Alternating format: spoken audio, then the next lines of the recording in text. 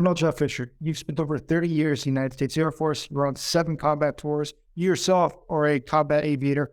Why do you think overwhelming air dominance is so important for Ukraine in this war? Yeah, Jay, so first of all, it's great to be on your show. Thank you so much. I have come to the conclusion that F-16s are, or a fourth generation fighter, multi-role fighter is critical for Ukraine. And there's a very simple reason around why, right? Uh, if you can dominate in the battle space and in the air domain, we can get away from this air parity, which exists right now. Ukraine stands a much greater chance of not only winning the war, but bringing the war to a close rapidly. And I'll give you an example. When the coalition forces went into Serbia in 1999 for Operation Allied Force, that war had roughly 30,000 sorties, a lot of flights, right? But the war only lasted 78 days. The Serbian leadership capitulated and then came to the negotiation table. And to use Serbia's own numbers for death tolls, it was only 3,500. So although it seems sometimes counterintuitive that greater use of force or excess force or air dominance in the case that I like your term, right? We could actually bring the war to an end much faster. I mean, that's a good argument. But at the same time, if we were to start today, Dr. Call, who's the undersecretary, said it'll take at least 18 months to train up the pilots. How would we get around that?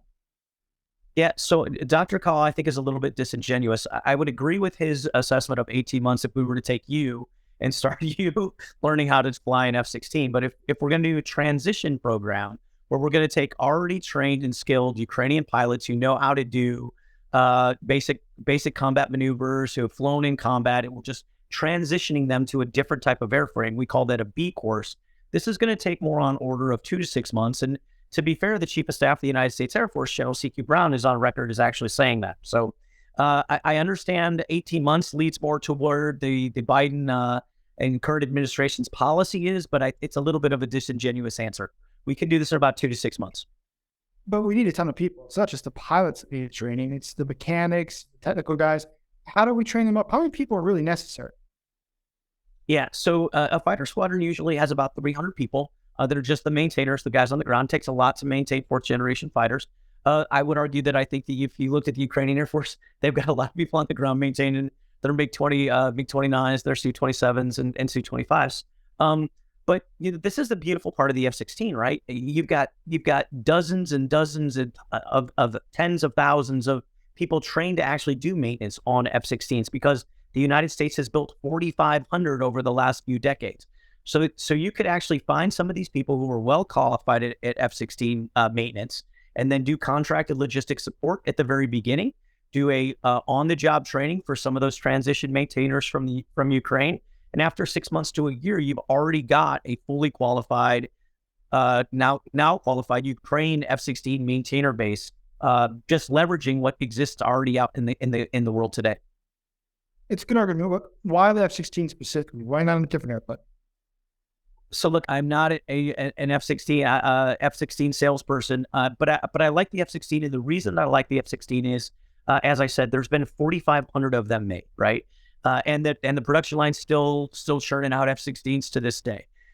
And we've already seen from this war where attrition becomes an issue, not just in human lives, but S-300 and S-400 missiles, we're running out of them. We're running out of artillery shells. We're running out of things. And the last thing I want to do is focus on an airplane that we will get in there. And then a year later, you and I are having the same conversation again. I go, okay, what's the next airplane?